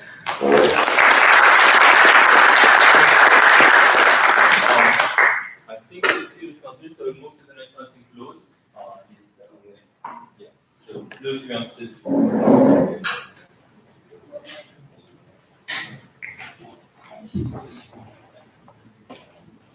Hi. Oh, yeah. I didn't have time to send the slides. I have some slides, obviously, but I don't want to change the projector. So my name is Luis Ortiz. I've been here for 3 years now. My main area of research is AI and machine learning. I do basic research, fundamental work. I've been doing this since I'm an undergraduate, I guess. So I did my undergraduate at the University of Minnesota. I did a little bit of robotics there. Then I moved to Brown University where I completed my master and my PhD. So most of my work in my PhD had to do with essentially learning and decision making on uncertainty. So my training, my PhD in particular, so I use a lot of what people call probabilistic AI, statistical machine learning as a basis for, in that particular case, making optimal decisions. So we use a lot of stuff from operations research. But again, we're coming from an AI perspective where one of the fundamental questions says, when you have a complex system or a complex model, how do you even encode this complex model? So we need to provide, so essentially we work on mechanisms or models that we can actually are computationally amenable, meaning that you can actually write down as in a computational model in a compact way. So it's what we call compact representations. The the best example of this is called a graphical model, and there are versions of graphical models for probabilistic systems, statistical models, constraint propagation, sequential decision making, game theory, economics. So there are many of these models. So the question is, once you have one of these compound models, how do you perform inference efficiently? Right, because now you have a much more harder computational task because the input size is much compact. So that's one question. The second question is, how do you even get these models? Or, a lot of these models you need to quantify. So where do you even get these models from? So that's where machine learning aspect comes. So how do you apply machine learning to actually infer some of these models from data? Now, I moved to AT&T, what used to be called Bell Labs, and was called Channel Labs. I spent a few years there. There I worked more on what people call computational learning theory. So we looked at what people call large deviation bounds. So essentially saying how many samples you need in order, or how much computation you need to do in order to make an efficient decision, or how many samples you need in order to learn something efficiently. When I was there, they started to move, the graphical model community started to move towards newer applications. It was mostly concentrated on decision theory, decision theoretic models, and probabilistic models. And then they started to move, given the advent of behavioral data, into more economic and game theoretic models. The idea is to sort of try to understand these complex systems of interactions. And by complex systems, I mean a system where you have simple, so if you look at it locally, you have a very simple interaction between entities. But these simple interactions induce very complex global behavior, right? And so we essentially try to provide models by which you can even start to study these models computationally. So you need to provide compact representations of these very complex models, that's one. Second, you need to provide ways in which you perform the inference associated with these models efficiently. For example, if I learn a particular model, what is the consequence of altering the model? What is the consequence of removing some of the entities? What is the consequence of affecting some of the interactions in a global sense? And then there's the harder question of where do you get these models to begin with? And that's where the machine learning aspect comes into play. So these days, there's tons of behavioral data. A lot of the classical models look at this data from a standard probabilistic or statistical perspective. And a lot of the thoughts that we argue is that some of this data is actually not random. In fact, it's the consequence of decision making. The smart grid is one example. Autonomous vehicles is going to be another example. Just to give you a concrete application. So I work on an application where we try to study influence in congressional settings like the US Senate, right? So in that setting, you get a lot of congressional voting data. People go and vote for bills all the time, and a lot of people were looking at this data from a completely probabilistic perspective. Like people just run variables that flip a coin and decide what to vote for based on some potential interaction among them. So our approach was to look at it literally as a decision maker that is distributed in this setting and is actually being affected and has some inherent preferences by which a decision is being made. The question is, how do you infer those preferences from those behavioral data? So anyway, so that work I did when I was a postdoc at Penn. Actually, I started working on this idea of game theoretic models. Graphical models for game theory and economics at Penn. And then I moved to MIT and did some work on applying some of these ideas to system biology, protein DNA binding. Then I moved back to Puerto Rico a little bit, where I'm from. And then I went back to came back to the mainland US to Stony Brook, where I actually did a lot of this work that I was mentioning on congressional voting. I also work on microfinance systems. I work on vaccination policy.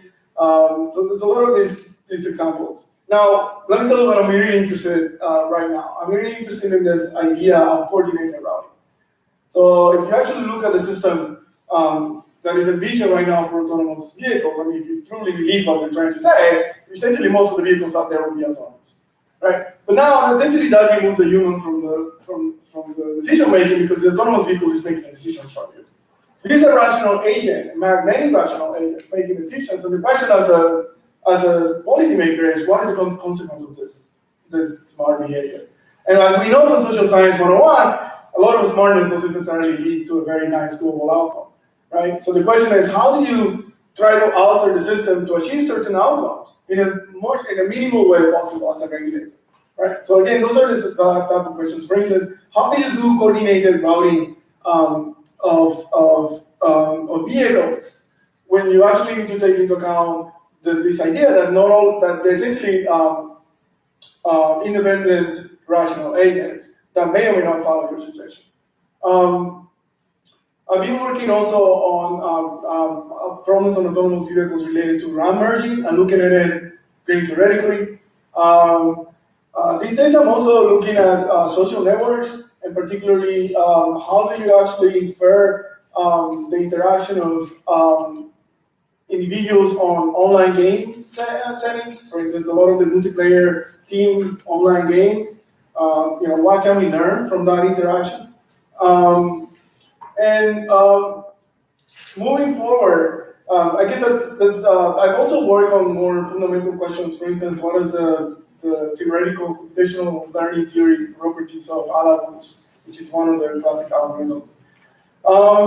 So I guess the thing that I'm most excited about is this idea of studying coordinated routing. And anyway,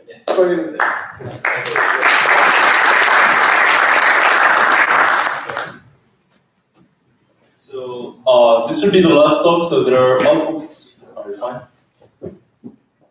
Okay, so this will be the last talk because there are some other talks that they are recorded. We upload them online because we don't have enough time. We kind of already over them, but we'll provide them online, available for everybody on the lab website. Hello everyone, I'm very glad here to make the presentation. It should be my advisor, Dr. Abdullah Shahab, to make the presentation, but he's not here today. So I'm here on his behalf. Today I will give a brief introduction about my advisor's research topic, which is also our research topic in our research group. Our research is mainly about the data-driven approaches for the predictive analysis and condition monitoring. And under this topic, we have 3 different subtopics. The first one is the sensor fusion.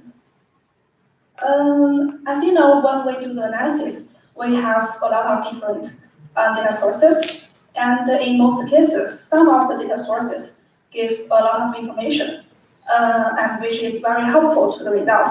However, the others are not.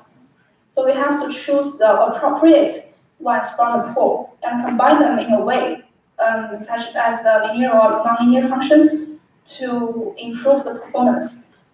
For example, we can give a more accurate prediction result. And the second topic is the real-time monitoring and prediction for the condition of the operating system. As we know, in the real industry, for different needs, we have to monitor the health condition of the engine system. So we have to do the analysis based on the data we collected. Once we know the health condition of the engine system, we can schedule a better maintenance plan. So how we do this? The picture here gives us an idea. At first, we collect the different data from different sources, and we choose the appropriate ones with the sensor fusion methods, like I mentioned before. And we put this data information into the model we developed. Based on the result we returned by the model, we can identify what the health condition the engine system is and determine the remaining useful life, which is how much gas left until it's fully filled and has to be complicated. Until it's complicated, has to be completely replaced. And there is a benefit of the real-time monitoring and prediction, which is help us to make a more accurate maintenance planning, which will definitely help us to save a lot of money and cost for the company.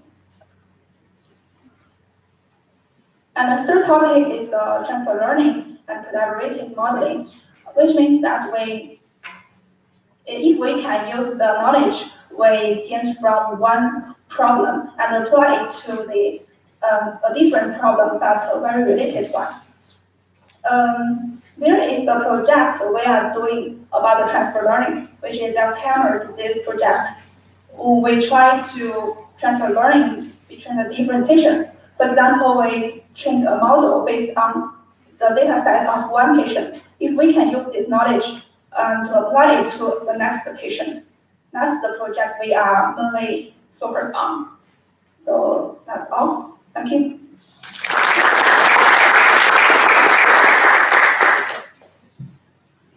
Okay, so since we are running over time, so we'll just go quickly through the list of questions that we prepared, and we can have an open discussion probably quickly instead of a panel, so just in 5 minutes. So the 5 questions that we are trying to address is, why do we need artificial intelligence? Why should you study AI, and how can we apply artificial intelligence, and what are the challenges related to that, and what would be the future of AI? So first of all, because before that we go to answer these questions quickly, any questions that you want to ask to any one of us?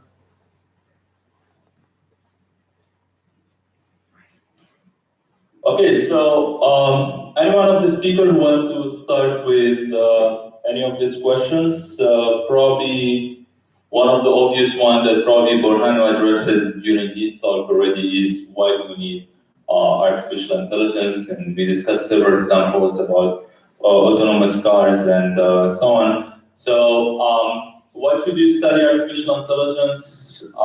Anyone want to give any insights on that? Yeah, sure.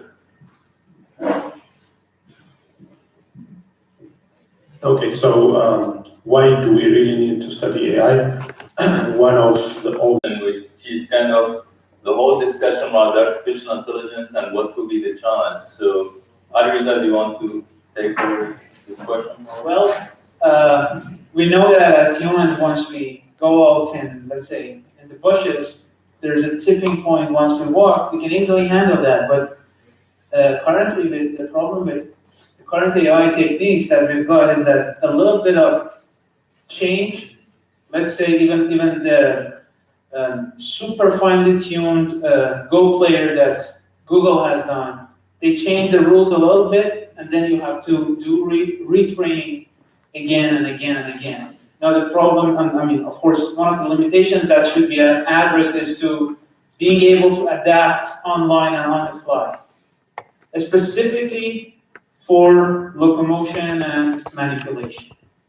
Yeah, probably another challenge that probably Drew can comment on it based on the collaboration that probably University of Michigan has with industrial parties is sometimes how we can trust probably these AI tools or this AI prototype. So any insight on this or any other general challenges that you may hear about when people like us? Yeah, I think from the industry side, when we talk to people, it's, it has to be applied, right? It's solving a specific problem that somebody sees and recognizes as a problem. That's certainly it. But you addressed probably the other big one. I spent a fair bit of time in medical school.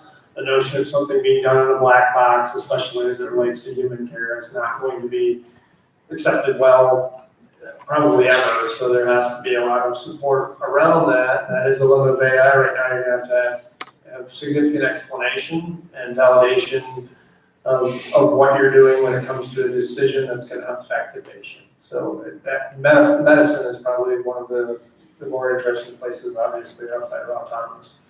Great. So since Maya, she did some application probably around this medical application using AI. Anything?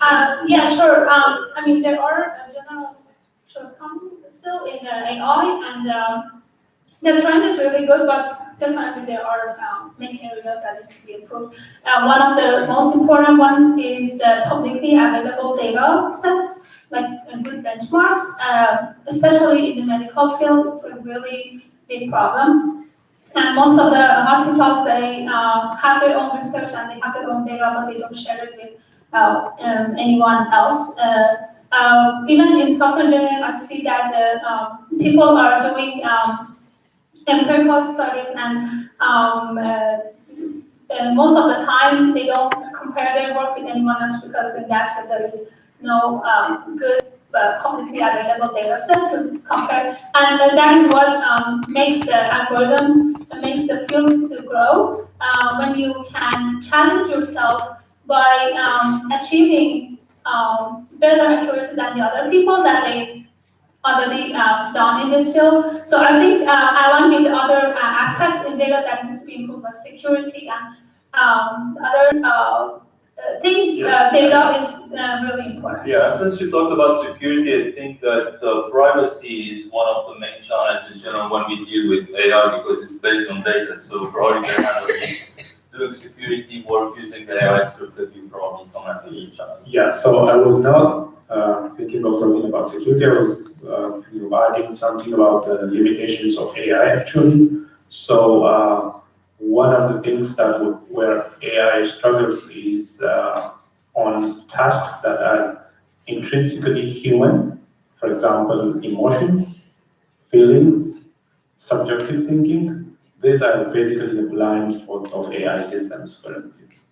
Yes. Just wanted to add that. Yeah, great. And any other limitations that probably you may? So probably one story to show is about deep learning. For example, in the legal field, people, they can't use deep learning actually in any of their processes because of the lack of the explanation. So they get results, but how you can justify it. So in the legal field, for example, deep learning cannot be used, for example. So that's why there is probably this initiative of DERP around XAI that may move the field to trying to show some explanation. Even there is a recent trend recently trying to kind of combine the use of formal methods with AI techniques, making the search space probably smaller. That could be doable, I mean, to investigate using some deterministic methods of this kind of combination.